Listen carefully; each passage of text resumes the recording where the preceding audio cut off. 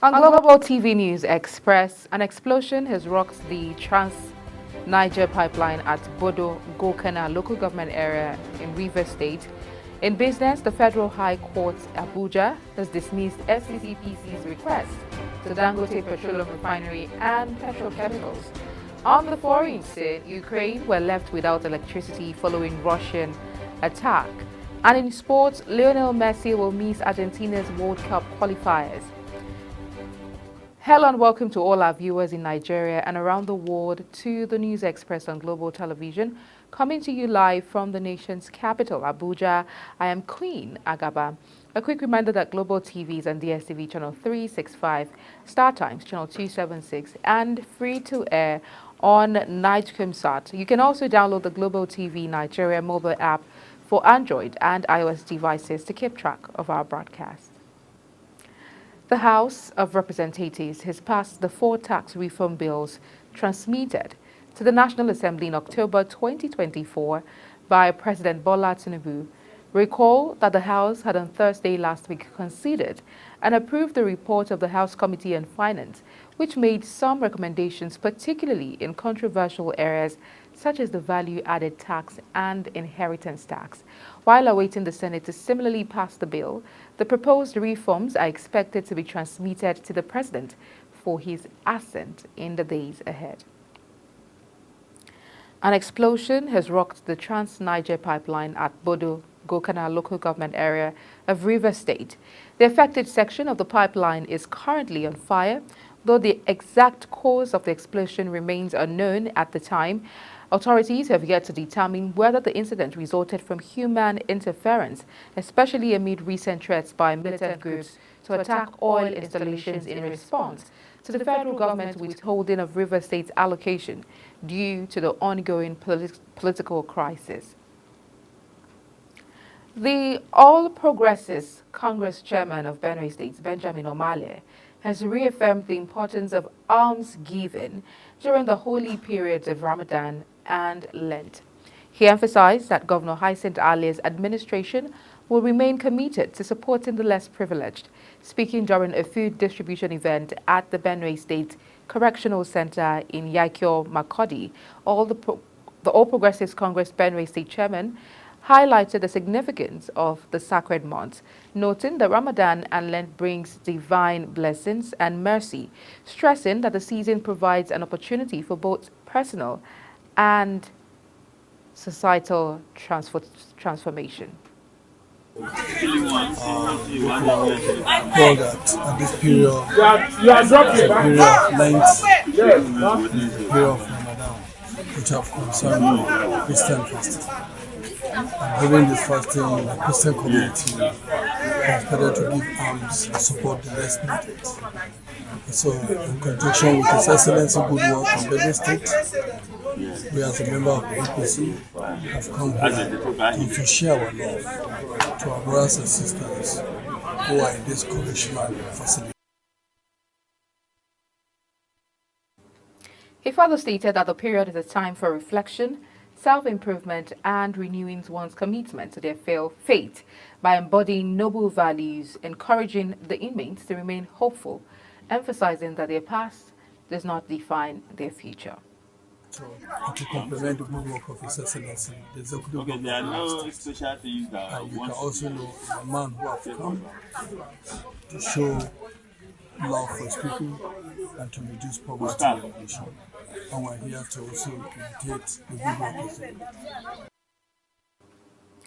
President of the Senate, Godswill Akpabio, has hinted that the Electoral Act 2022 will be amended to include statutory delegates in political parties primaries slated for next year ahead of the 2027 elections. Akpabio spoke in Abuja during a meeting with the leadership of the Nigerian Bar Association. The Senate President says the omission of statutory delegates from primaries of political parties in the Electoral Act was a mistake that must be corrected before the next general election. Vice President Kashim Shettima says the nation's economy is on a path of sustained growth. He made this known when President Bola Tinubu hosted the leadership and members of the House of Representatives to iftar at the new banquet hall of the State House in Abuja. Kike Lomokere has details. You that report subsequently. The Minister of Federal Capital Territory, Nyesom Wike, has revoked the land of the People's Democratic Party's National Secretariat, which is situated in Abuja.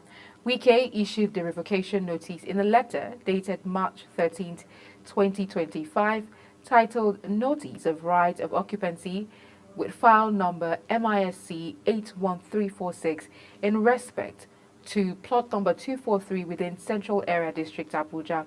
It was signed by the Director of Land Administration, FCT, Chijoke Nwakweze. The Adamawa State Government, through the Poverty Elevation and Wealth Creation Agency, has commenced a technical skills acquisition and trade program for youth and women.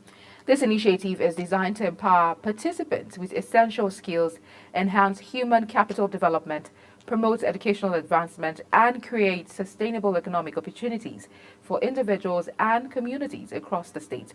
As part of Governor Amadu Umaru Fintri's commitment to fostering skill development, reducing unemployment, and promoting self-reliance, the Adamawa State Government has resuscitated and revived the 10 well-equipped skills acquisition centers strategically located across the state. These centers serve as hubs for vocational and technical training, ensuring that beneficiaries acquire hands-on expertise in various fields that are critical to economic growth and self-sufficiency. You're watching the live broadcast of News Express. When News Express returns, the Federal High Court Abuja dismisses FCCPC request to Dangote Petroleum Refinery and Petrochemicals. Details coming shortly after the break. Please stay with us.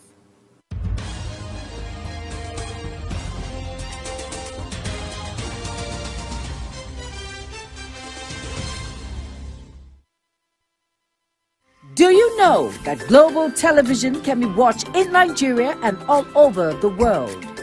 Download the Global TV Nigerian mobile app for Android and iOS devices to watch Global Television real-time from around the world.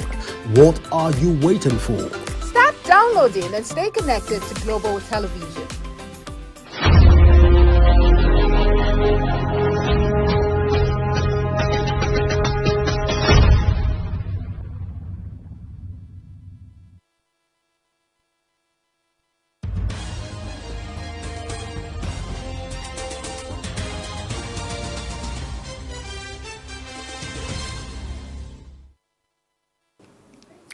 Many thanks for staying with us. If you've just joined us, this is News Express on Global Television.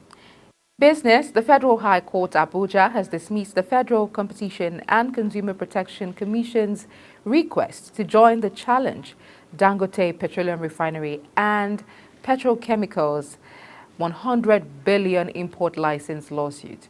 Justice Inyang Ekwo dismissed FCCPC's joinder request while ruling on its application to join and prove Dangote's alleged planned monopoly in the oil and gas sector. The pending suit by Dangote Refinery seeks to void import licenses issued on some Nigerian oil companies by the Midstream and Downstream Petroleum Regulatory Authority.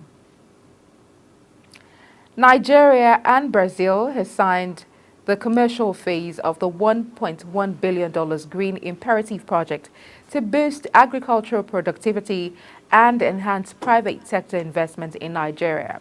This agreement was signed at the Presidential Villa in Abuja, aimed at enhancing food production, promote sustainable agriculture, and bolster private sector investment in Nigeria. The GIP is the largest agricultural initiative on the continent, prioritizing the development of sustainable, low-carbon farming practices. The president of Dangote Industries, Aliko Dangote, alleged that his cement plant in Itori, Ekwekoro, local government area of Ogun State, was demolished twice by the governor, Ibikunle Amosun's administration, including the factory's fencing during the second demolition. In a swift reaction to the allegation, the former state governor of Ogun says the Dangote that Dangote does not possess requisite approvals for constructing the structures he alleged were demolished. Speaking when he visited his new cement factory located in Itori, Ekwekoro local government area, Dangote commended Governor Dapo Abiodun for persuading him to return and resume construction of the plant, which is now nearing completion and expected to commence operation next year. The Nigerian National Petroleum Company Limited, NNPCL, has pledged its commitment to ensuring that funds allocated under the Petroleum Industry Act, PIA, are effectively utilized to drive meaningful development in oil-producing communities, especially in Bayelsa State. This assurance was made by the Chief Upstream Investment Officer of NNPC, Sheyi Omotowa, during a stakeholders engagement session with Kefeso Host Communities Development Trust in Yenogwa, Bayelsa State. The federal government, through the Nigerian Civil Aviation Authority, NCAA, has approved for Max Air to resume its domestic flight operations after a successful completion of an economic and safety audit. The Director of Public Affairs and Consumer Protection of the NCAA, Michael Achimugu, made this known in a statement. Achimugu noted that during the suspension period, the NCAA conducted a thorough safety and economic audit of the airline. On the foreign scene, thousands of people in central Ukraine were left without electricity following a countrywide Russian attack involving more than 130 drones that damaged critical infrastructure. Kyiv and Moscow have recently escalated cross-border drone and missile attacks despite a US-led proposal for a 30-day ceasefire to Russia's invasion of Ukraine. The governor of Zaporizhzhia region, which the Kremlin claims as part of Russia, says around 3,000 people were cut off from the grid following the attack, which he says damaged critical infrastructure. The European Union says Russia and China were using massive digital arsenals to interfere in Western democracies, while their messaging around the war in Ukraine had become increasingly aligned. Foreign Policy Chief Kaja Kalla says foreign information manipulation and interference is a major security threat to the European Union. The fragile ceasefire in Gaza is under serious risk of being shattered as waves of Israeli airstrikes have reportedly killed about 330 people in the Palestinian city. The Health Ministry says the number is expected to rise as many remain under the rubble of destroying buildings in Gaza. Israel, which has enforced a total blockade of Gaza, issued new forced displacement orders for several areas, which prompted Palestinian militant group Hamas calling it a treacherous attack on besieged and defenseless civilians in order to overturn the Gaza ceasefire deal. In sports, Lionel Messi will miss Argentina's World Cup qualifiers this month after suffering a groin strain in Inter Miami's victory over Atlanta at the weekend. His club confirmed this. Messi was left out of Argentina's squad for the world champions clash against Uruguay on Friday, which followed by a showdown with Brazil on March 25th. Inter Miami says in a statement that a scan had revealed Messi suffered a low-grade injury in the adductor muscle in the 2-1 win on Sunday. The statement gave no timetable for Messi's return. The Super Eagles of Nigeria will return to action later this week as they face Rwanda in a must-win match for their 2026 FIFA World Cup qualification campaign. Nigeria currently sits in 5th place in Group C, having secured just 3 points from their opening 4 matches. The fixture will also mark the debut of new head coach Eric Schelle, a Franco-Malian tactician appointed earlier this year. Manchester United have announced ticket price increases for next season, just days after revealing plans for a new £2 billion, $2.6 billion stadium. Season ticket prices will rise by approximately 5%, while tickets for fans under 16 will remain unchanged. However, some senior ticket concessions have been removed. The club is converting select seats near the Old Trafford benches into hospitality tickets to boost revenue. Co-owner Sir Jim Ratcliffe says without his investment and cost-cutting measures, including 450 staff redundancies, United would have run out of money by Christmas. The following day, he confirmed plans for the new stadium project. As Global TV News Express comes to an end, let's take a review of our top stories. An explosion has rocked the Trans-Niger pipeline at Bodo Gokana local government area of Rivers State. In business, the Federal High Court Abuja has dismissed the Federal Competition and Consumer Protection Commission's request to join and challenge Dangote Petroleum Refinery and Petrochemicals 100 billion import license lawsuit. On the foreign scene, thousands of people in central Ukraine were left without electricity following a countrywide Russian attack involving more than 130 drones that damaged critical infrastructure. In sports, Lionel Messi will miss Argentina's World Cup qualifiers this month after suffering a groin strain in Inter Miami's victory over Atlanta at the weekend. And that's it on Global TV News Express. Kindly follow us across all social media platforms using @GlobalTVNG and other handles now showing on your screen. You can also download the Global TV mobile app using on Android and iOS platforms to keep track of our broadcast. I'm Queen Agaba. Thank you for watching and see you again.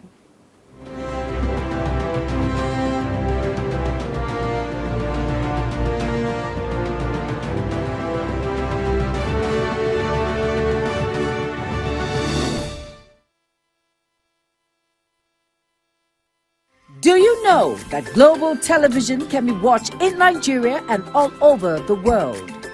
Download the Global TV Nigerian mobile app for Android and iOS devices to watch Global Television real-time from around the world. What are you waiting for? Start downloading and stay connected to Global Television.